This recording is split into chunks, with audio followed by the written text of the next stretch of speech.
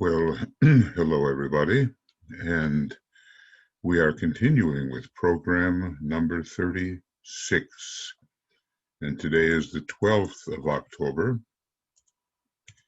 2020, and we have been dealing with the forms to be used in meditation.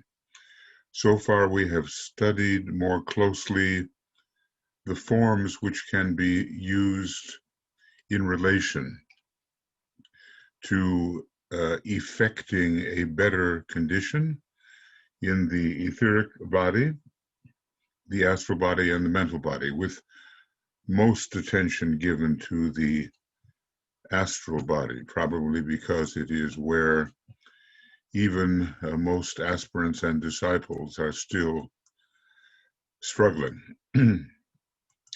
And then we had geometrical forms, or at least the hint that there were geometrical forms related to each one of the 7 rays.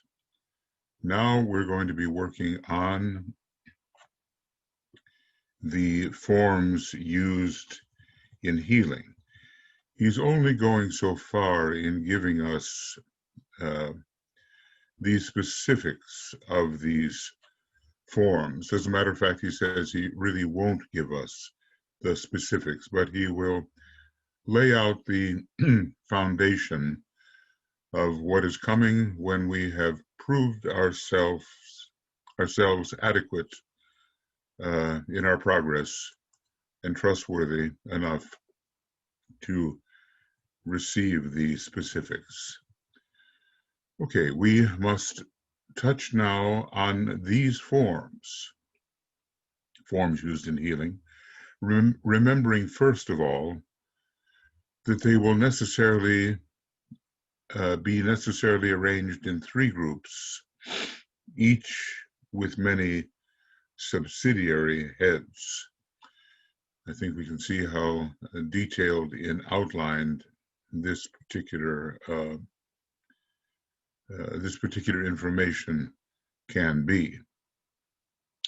So first, the forms used in physical healing. And, you know, it is interesting that the magnetic healers, which is the C group number 7, work with all 3 areas of the personality, though basically the etheric and astral are the main points of concentration at this time. Maybe there is some effort with certain types of people to use forms of mental healing, but the use is not for the majority. So the forms for use in physical healing, you would be surprised how seldom these forms will be required and how few in number, therefore, they are. The reason for this is that very few of the troubles of the dense physical body arise within the body itself. A few arise directly in the etheric body, but at this stage of evolution, most troubles arise in the emotional body and the remainder in the mental. Well, this is a little different perspective. So usually he talks about the astral body and the etheric and not so much mental causes. But okay, in different books, different angles are given.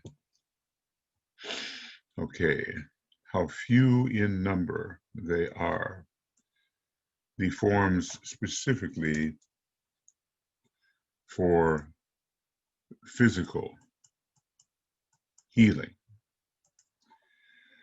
So we might generalize and say that 25% of the air of the flesh, 25% of the ills flesh is heir to arise in the etheric body. It seems like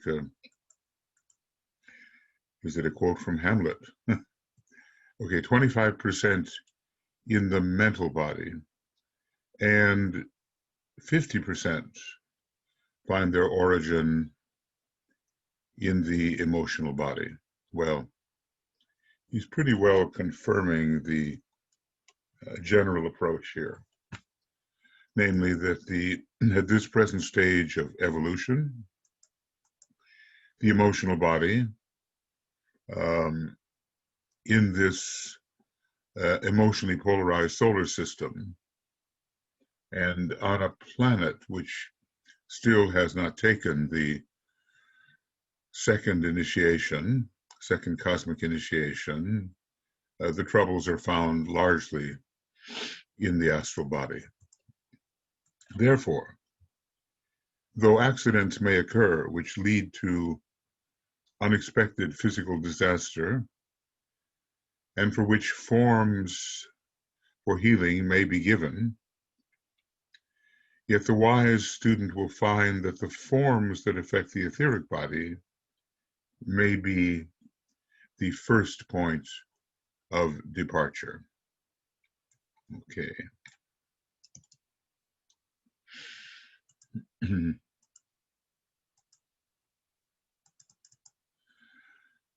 Increasingly in the Aquarian age, the etheric body will be considered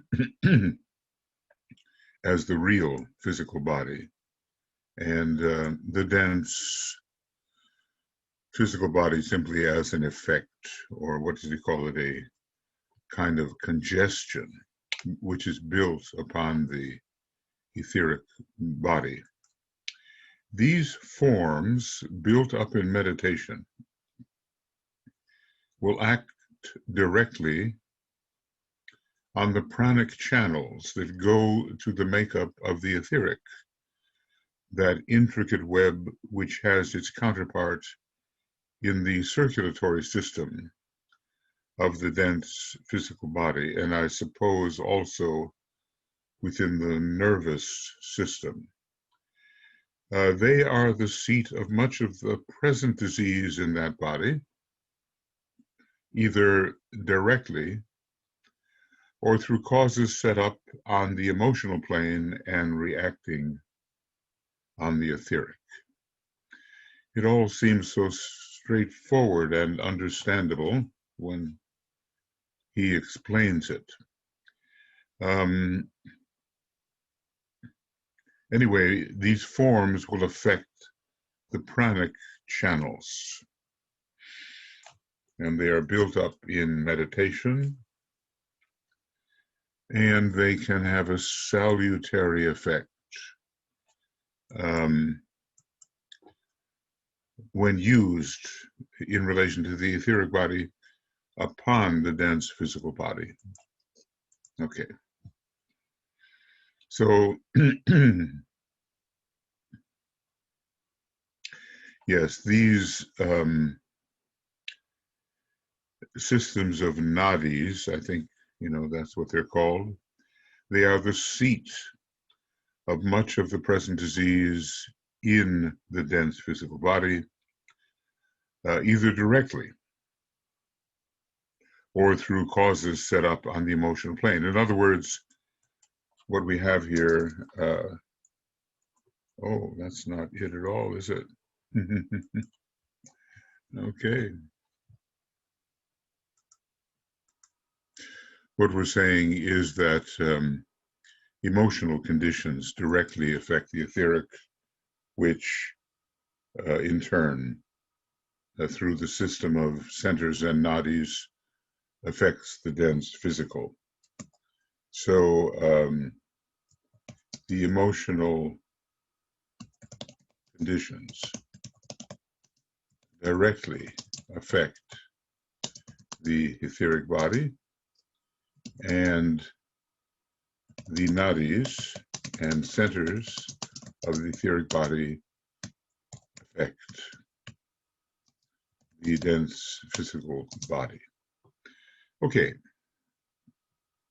so these are forms related to the etheric body. Now, forms for healing, for the emotional body. Let's take a look here.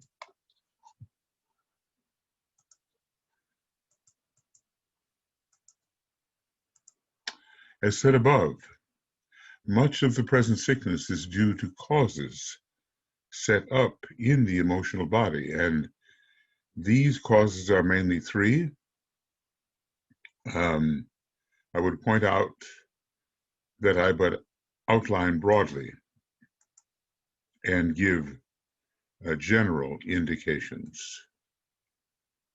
Still, as aspirants and disciples, we have, from what I've observed anyway, much work to be done with the emotional body.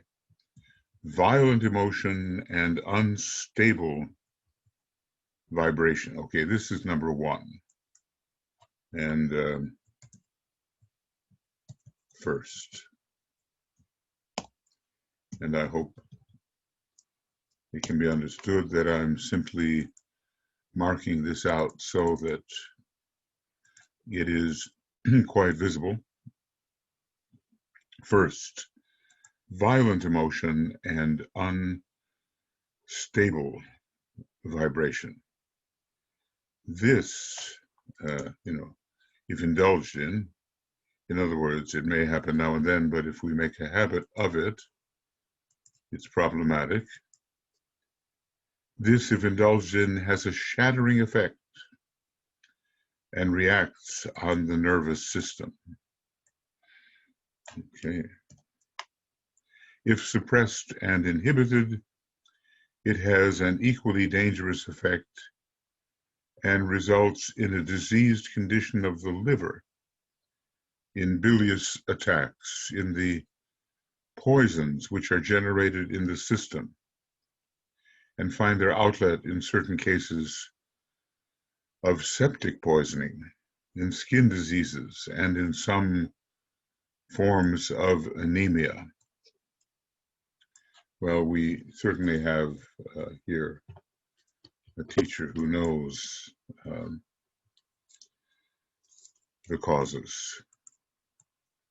And that is interesting. Either overexpression or underexpression is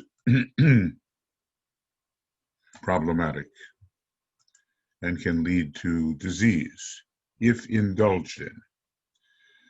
A shattering effect and reacts on the nervous system. If suppressed, and maybe this is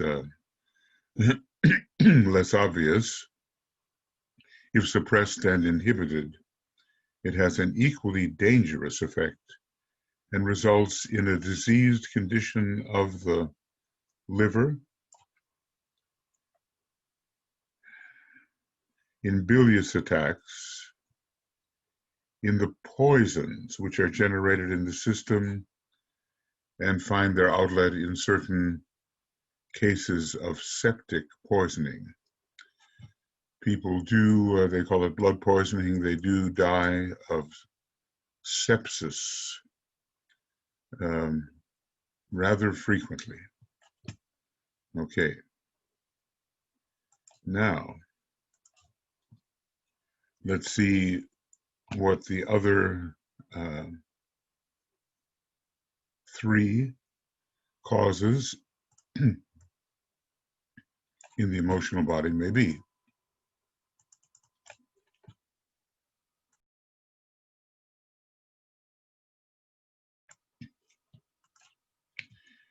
And let's see, secondly, all right.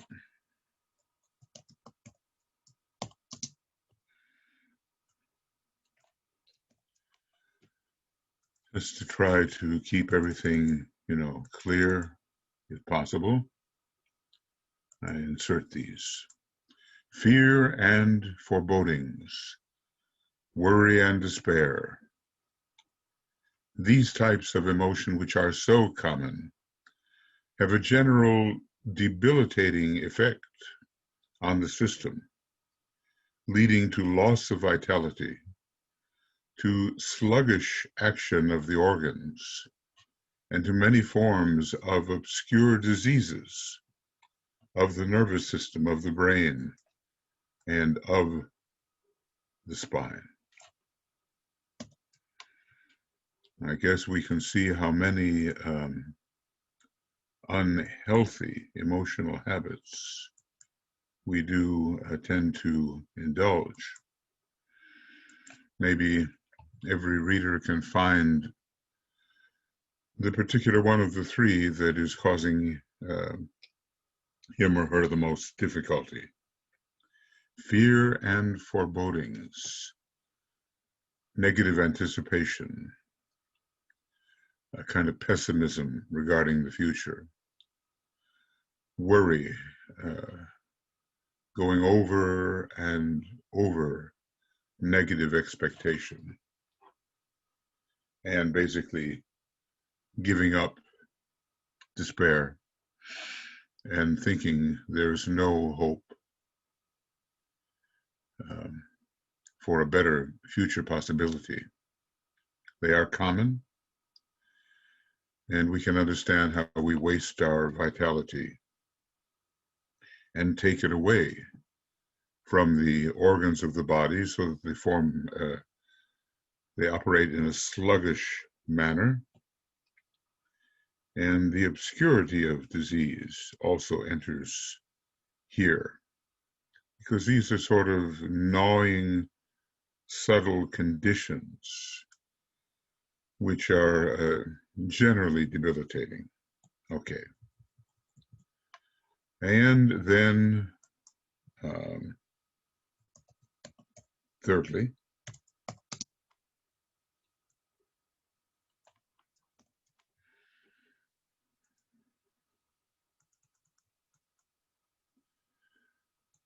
we will find sex emotions covering a very large range of feeling,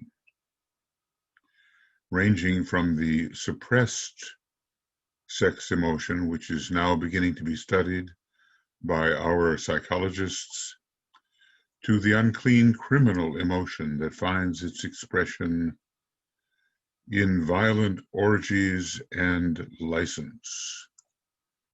We find, the sex crimes. He talks about sex crimes and the transfer of energy from the planetary solar plexus to from the planetary sacral center to the planetary solar plexus, and tells us, for our encouragement, that there will be quite a reduction in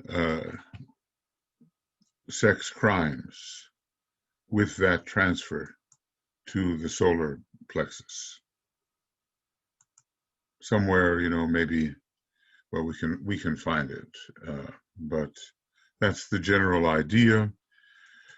It is somewhat a planetary problem altogether, and a difficult problem.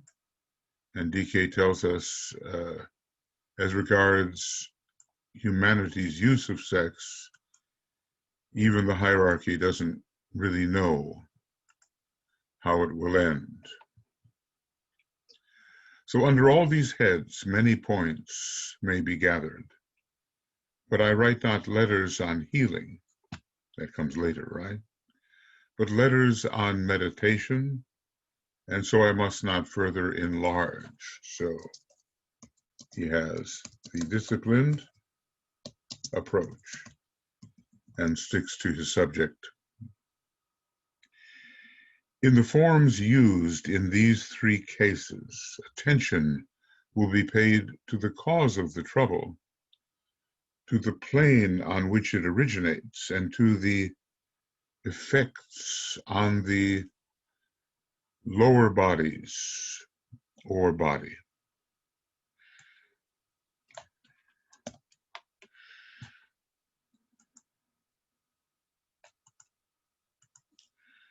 Because apparently more than one body can be affected, I would say.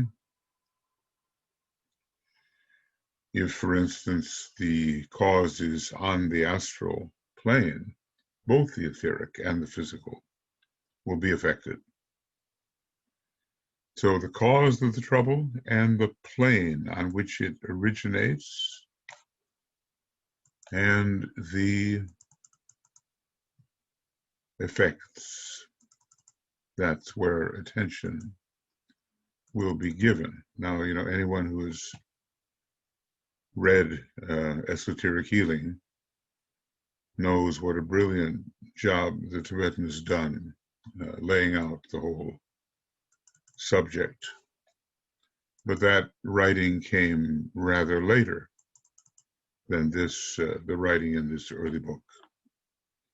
In apportioning, we might say, assigning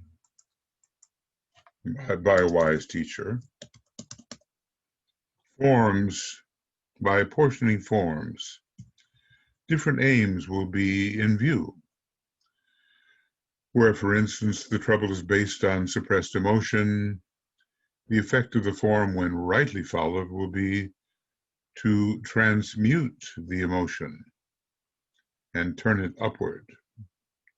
When, by right use, the emotional body is cleared of the emotional congestion, the life-giving force of the ego and of the pranic life everywhere available will be set free.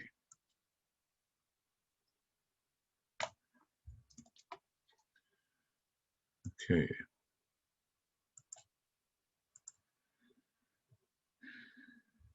Well, diagnosis, is the key. And I would say esoteric diagnosis.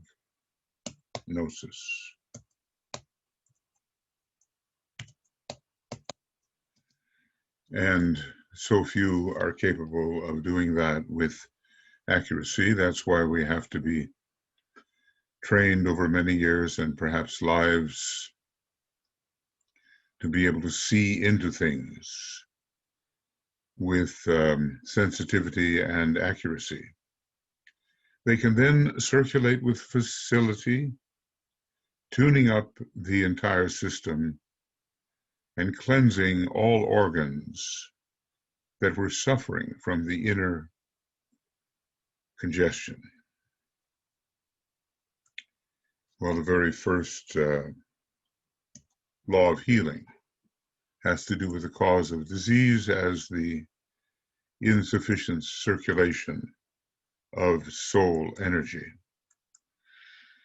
So we can see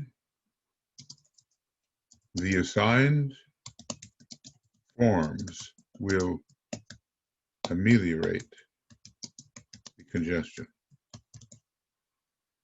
And we all know how unpleasant congestion can be no matter where it occurs, the kind of heaviness under which one labors when in a condition of congestion. Okay, now I may have unwisely, I have. I'm going to transfer this because on page 160 there it's still about emotion, but now we're going to deal with mental healing, forms for mental healing. And maybe the more mentally focused people who are disciples will have access to these, and it will improve their lives as well. These will be, for the majority of you, see, not yet, because still there is difficulty in the emotional body, which has to be taken care of. These will be, for the majority of you, much more obscure. And in fact, mental trouble is far more difficult to cure than either of the other two. And that is interesting. And we are not yet into that stage of our development where the mental body is the chief vehicle, divorced to some degree from Kama, and so that Kama Manas is no longer the trap that it is for so many who would try to think clearly. Far more difficult. What a wonderful book this is. Every once in a while, I just have to comment and wish it were possible to absorb. What an understatement it was when DK said, "I have given you more than you can ever absorb." How very true. Okay, the difficulty. This is due to two causes, one being that our polarization as a race is not yet in the mental body. And, you know, when we talk about polarization rather than focus, polarization is a higher and more stable condition. Only between the second and third initiation does true mental polarization occur. So that's the issue. Not many people are polarized there or even focused there. And so where there is no excessive wrong attention or excessive wrong practice, there will not be a cause of disease. It is always much more easy to contact a body and to manipulate it when it is the seat of the center of consciousness. That is a statement that is valuable to remember. Of course, in such a body, disease is perhaps more likely to arise. Okay. The emotional body, likewise, being more fluidic, is more easily impressed. I cannot enlarge upon the troubles of the mental body today, save to point out that these causes may arise within the mental body itself as a karmic inheritance, or may originate on the emotional plane and work their way back to the mental body. And this is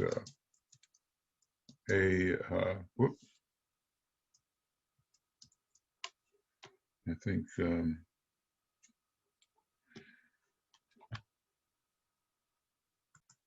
so this is a reversal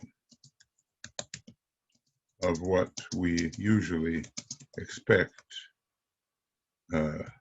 a working up instead of down, if those words can mean anything. So these causes arise perhaps through karmic inheritance. I mean, what is the statement by Thackeray? Sow a thought, reap a habit. Sow a habit, reap character. Sow character, reap destiny. So, for instance, a person may be prone to some emotional storm.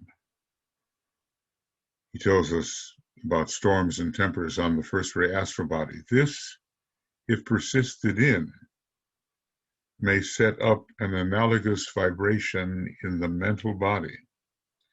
This vibration in its turn may become practically permanent, and by the interaction of these two bodies, serious trouble may be set up. This trouble may go all the way from simply causing a general souring of the personality so that the man is recognized as an unhappy, unpleasant individual, to definite brain disease resulting in lunacy, brain tumors, and cancer in the head. What an example. I have known some people, maybe one person more specifically, for whom this may have been the case, but it seemed more like a karmic inheritance than something that was active in the present life.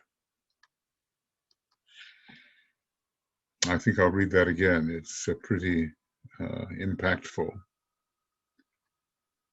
So, and basically up here he's saying the more fluid, okay, the more crystallized and rigid, the harder to impress. So here we have the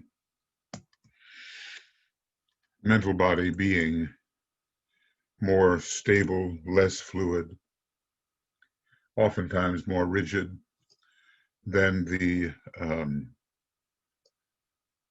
emotional body, more fluidic.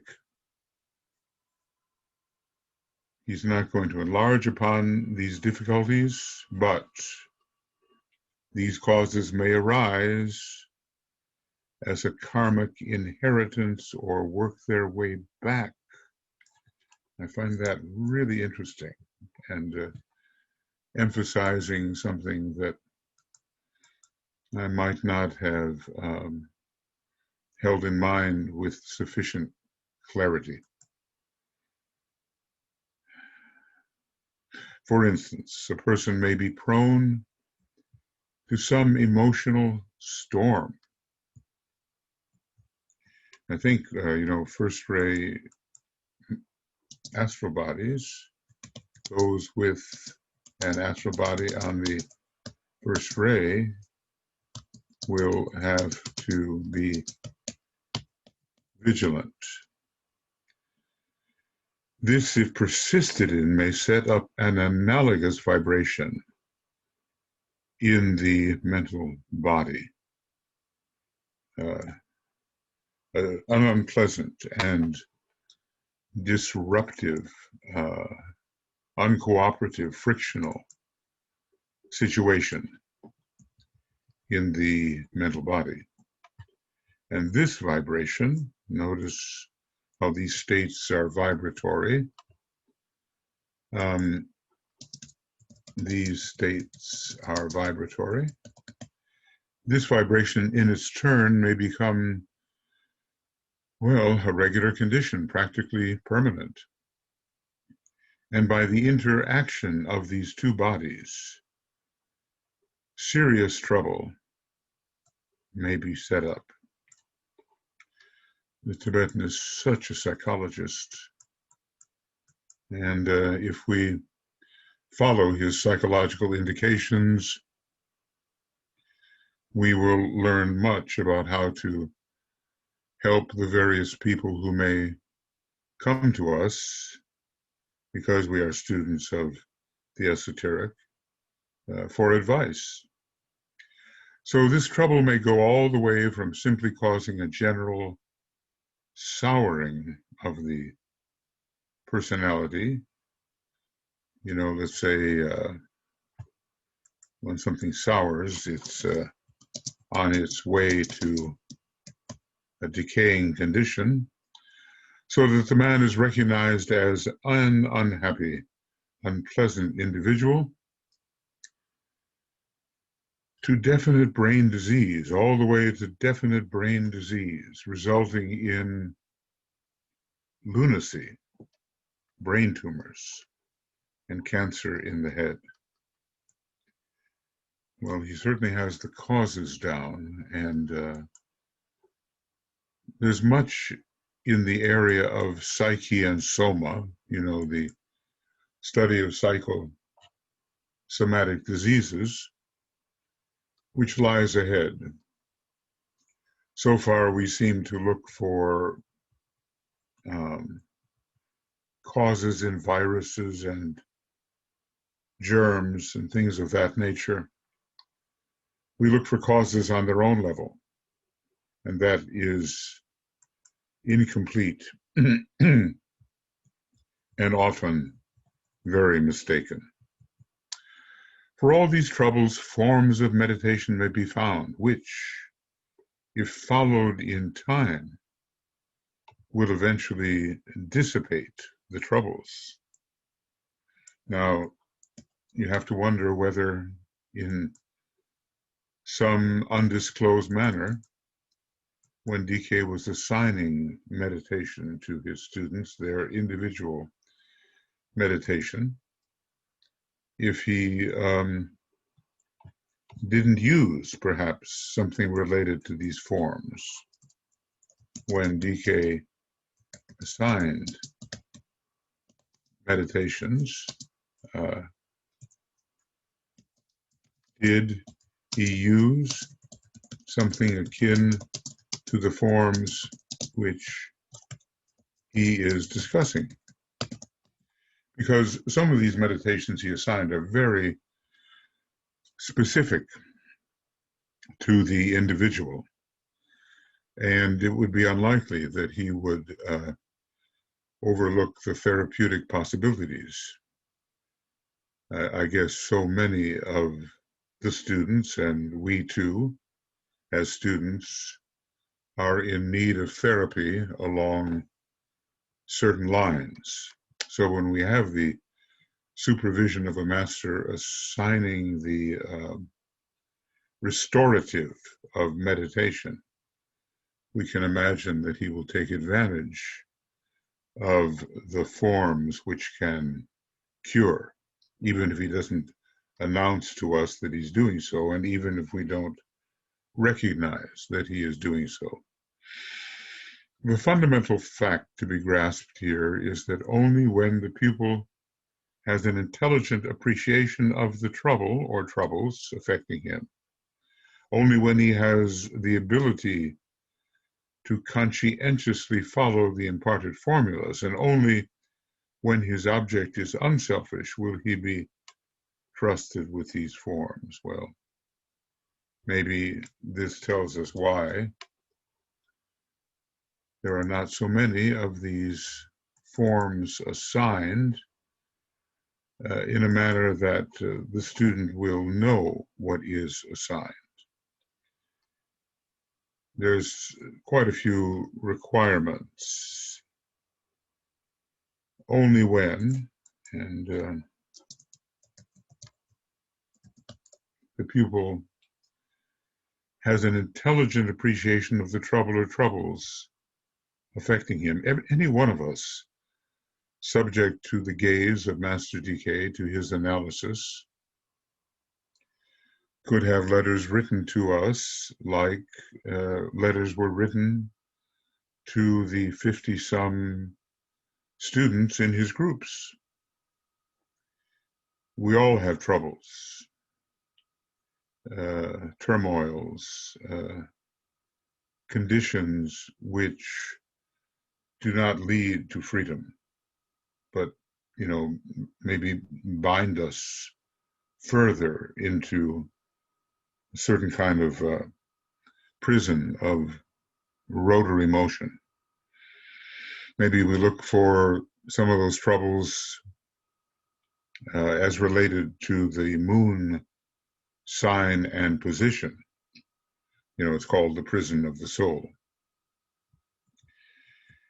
So not only must he know what are the troubles, but he must he must take the medicine, conscientiously follow the imparted formulas with consistency. And it's quite amazing that among the students of DK, there were very many who didn't really follow with consistency what they were given from him in terms of suggested meditation. And only when his object is unselfish, I suppose, for the sake of better service, will he be trusted with these forms. When his object is to equip himself for service, when he aims only at the acquirement of healthy vehicles for the better carrying out of the plan of the great ones, and when he desires not to escape disease for his own personal benefit, only then will the formulas work in connection with the egoic consciousness. After all, the soul is the great healer. And that principle is set out right at the beginning of the laws and rules of healing. So let us see to our motives in wanting to be healed of our troubles. Equipping ourselves for service, achieving healthy vehicles so that we can better serve the plan. And when the desire to escape is not our major motive. Sometimes the Tibetan talks about the antakarana as the way of escape. I think it is to impress upon our mind the contrast between the lower states and the higher, and still the motive of that escape can be an expanded consciousness and greater effectiveness in service. The downflow of life from the God within results in sound vehicles, so that it is only as the personality becomes merged in the ego, meaning here the soul in the causal body, most likely, and also to a higher extent the spiritual triad, and the polarization shifts from the lower to the higher, that the work becomes possible. So again, egoic contact and influence is considered indispensable. We have to know what are the essentials and what are secondary matters. There is an inner God. We actually are that inner God, the higher aspect of ourselves. And this is the secret of health. Sound vehicles, when the downflow comes from the inner God.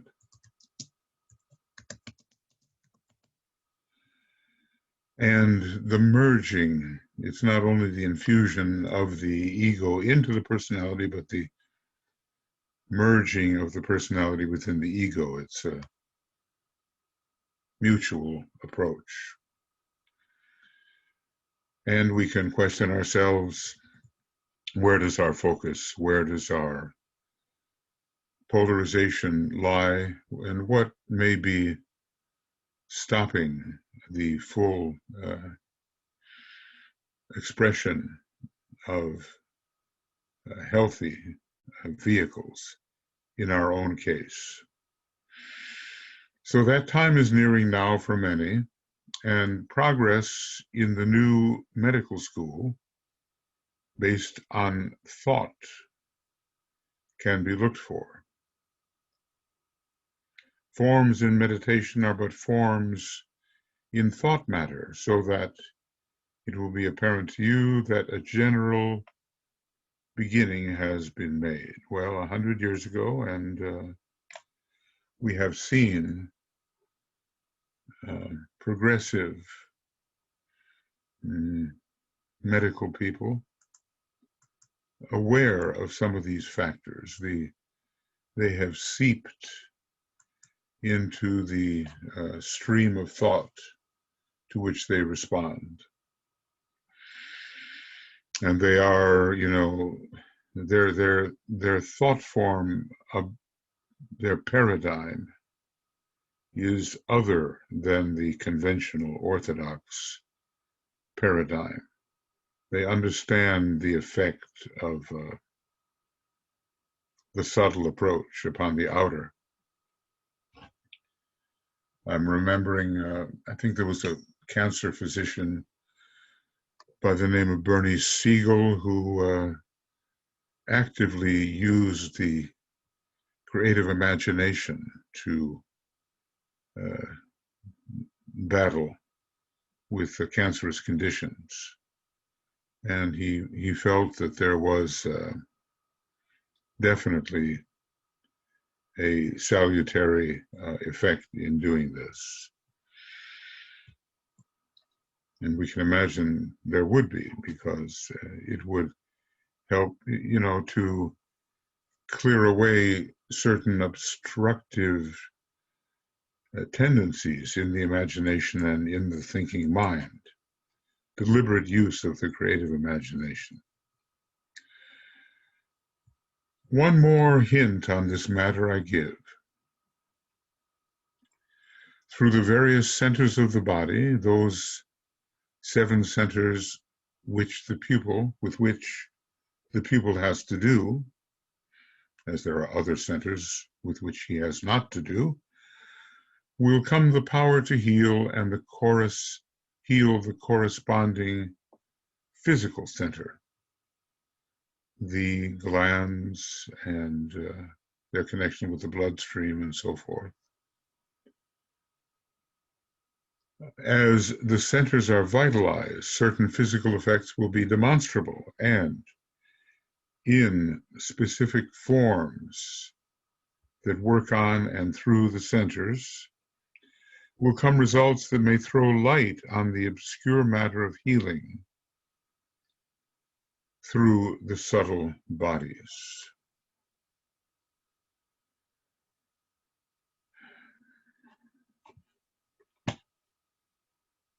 Yeah.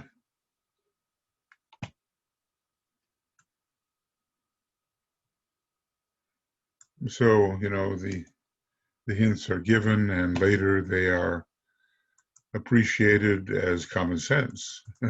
But one has to first discover what is the objective of the hint. There are many, many centers in the body, and maybe to keep the matter simple, the human being who is the healer has to use only certain of the many. And probably that's all he can use. This will come in magnetic healing.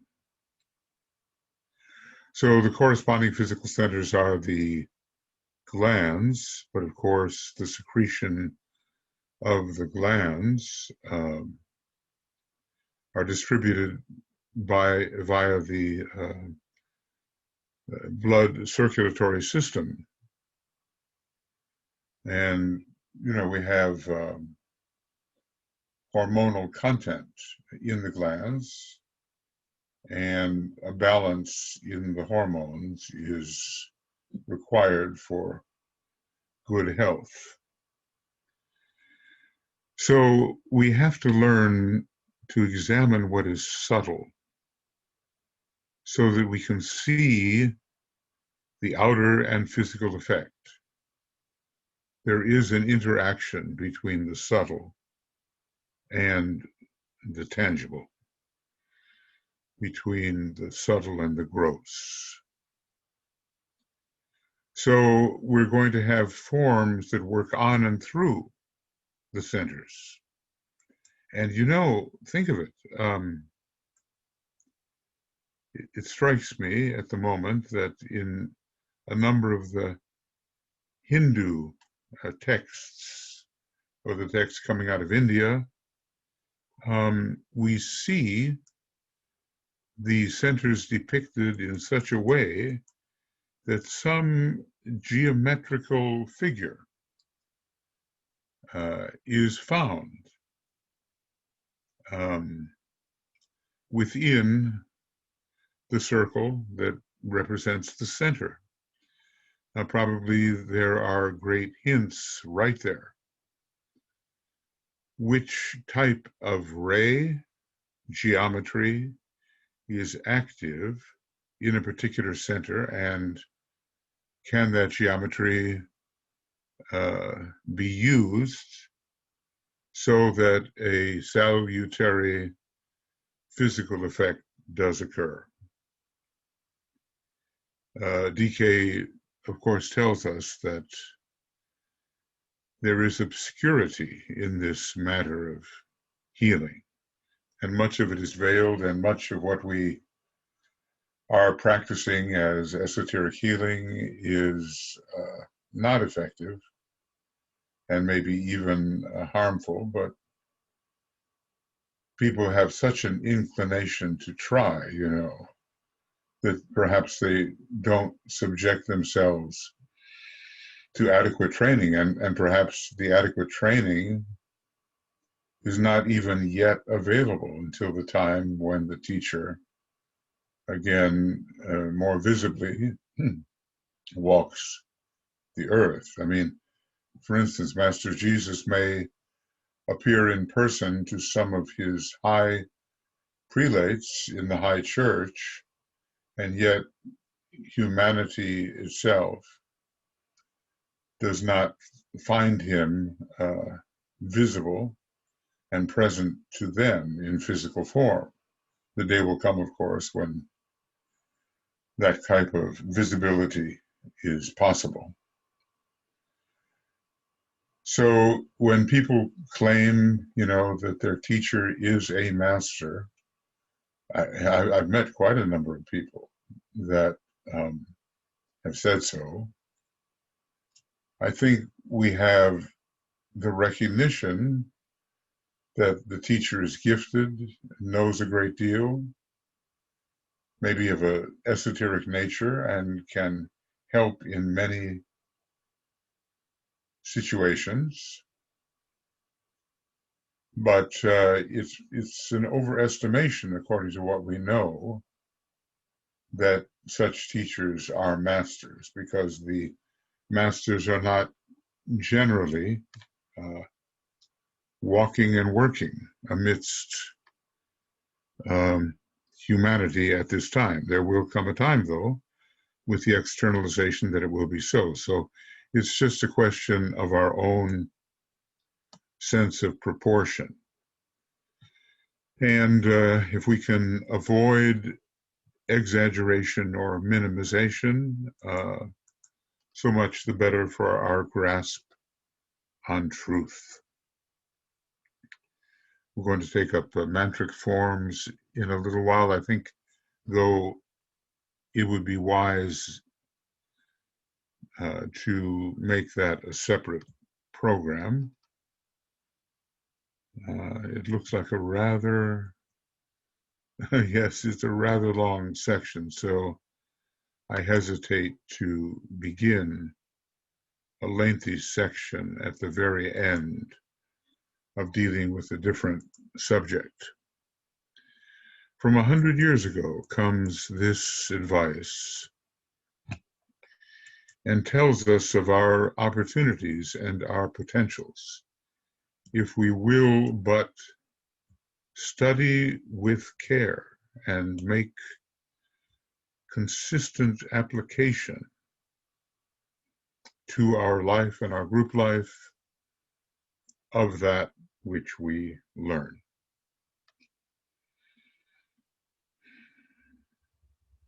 So we're on page 162. And here we are. We've ended program number 36, and that has led us to this page from 158.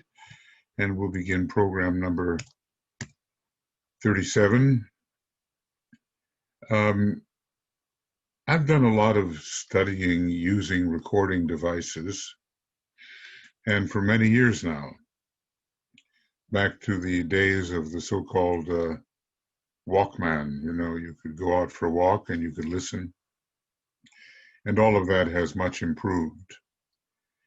And I would say that this is a good way of getting your necessary exercise and at the same time having, well, in this case, largely the words of the Tibetan, some of my own thoughts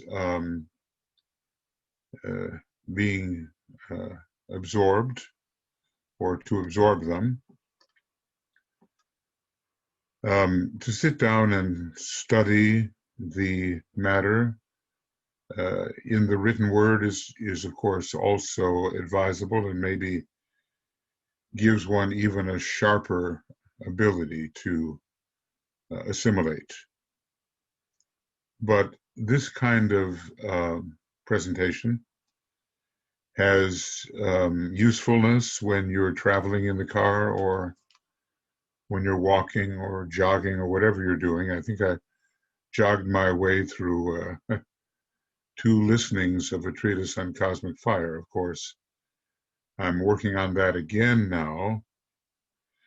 I have a lot of commentary on it. And the commentary now is being used to help people more directly assimilate it because they may have felt reticent to get into this extensive commentary. And there are always so many lines of illuminating connection which can appear or can be drawn between items of information. So maybe we're going even deeper at this time. My only fear is that it will take until the year 2050 to finish. But then that's the year of another one of the great decisions every 49 years. So to read Master Decay is a constant spherical activity. Every time you come back to a subject, you have been elsewhere and you have absorbed more. And the subject to which you are returning, will mean even more to you because of where you've been. And so it goes. You move on to another, and always your past studies will contribute to your present understanding.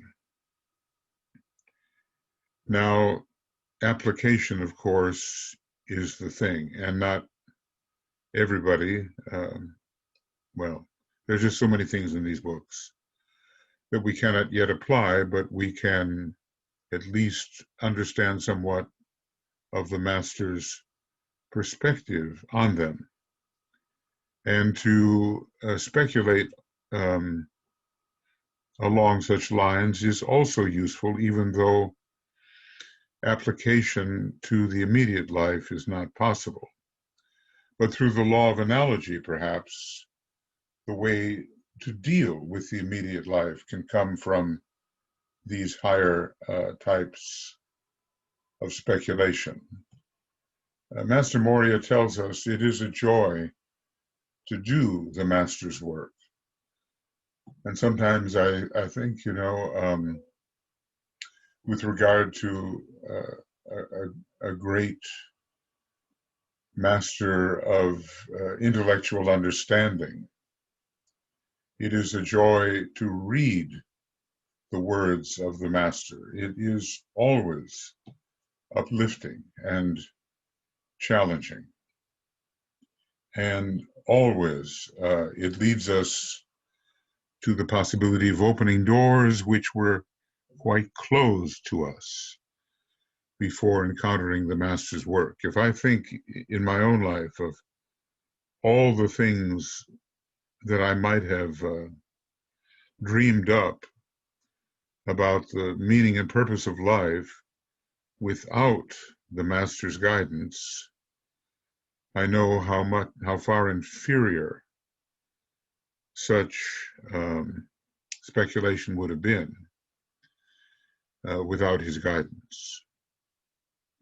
So I think this attitude of gratefulness should pervade the reading of his books. All of this information has been offered at great sacrifice, no question about it. Undertaking such a project, well, the masters live sacrificial lives, and their great ideal, who is Sanat Kumara, is known as the Great Sacrifice. And when we go as far as the planetary logos, we find in his dialogue, if we can call it that, with the solar logos, how great a sacrifice he undertook, and how he was maybe, at least in human terms, a bit surprised at what he encountered. Would it give him scope for expression? He found at first that it did not, and he asked to return. But the solar logos seemed not to hear, knowing, of course, what was necessary and best for the development of even such a high being as the planetary logos. So onward we go, and I'll see if I can do any more today, but right now we have XX. Hopefully it will be in October. And continuing this study of forms in meditation. Obviously, with a form, you really have something in a way to hold on to, something concrete you can do. I think I'll put that down, a form, or, whoopsie, that's not, no, that's not correct. I'm sorry. This is not correct. Yeah, okay. A form is something you can grasp, something you can hold, a form is something tangible, which can be worked with until the desirable results occur. So it's quite different from the mystic meditation, where the form is not so definite, and maybe more is left to chance. But even with the mystic meditation, some central form might be implanted. So our occult knowledge will increase greatly when we understand these forms, will greatly increase when a number of these forms have been given to us and are used properly. Because they are, like pathways through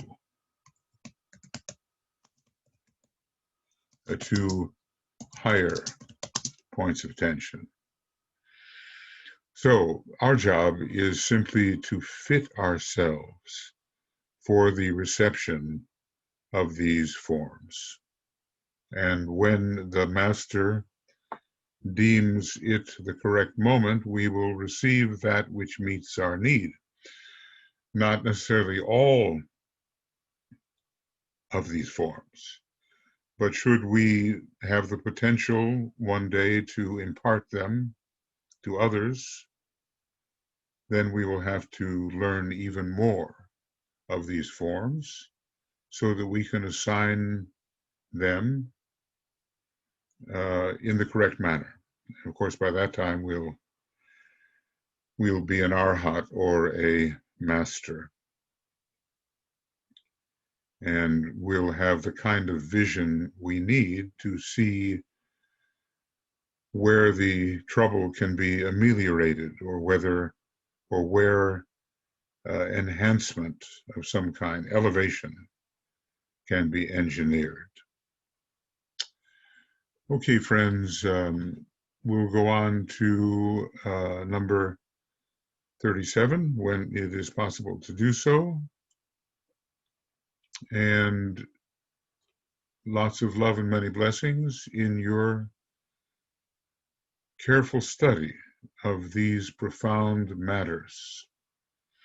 I mean, after 50 years of work in this field, that's just in the Alice Bailey field. Well, okay, 49 years. I feel like I'm just scratching the surface. So the master DK no doubt has centuries and centuries of close study and thought on these deep matters. We can trace him probably all the way back to Pythagoras' school in Asia Minor, where it appears that he was known as Cleinias, the just Greek. So he has a scholarly background for centuries. And if that particular path appeals to us, well, things have sped up quite a bit, and we can absorb more rapidly now than before, but, there will be centuries of study ahead of us so that we can penetrate into the meaning and application of even that which is now offered to us, as he has said, more than we can ever absorb. Okay, I'll be back, and all the best to every one of you. See you before long.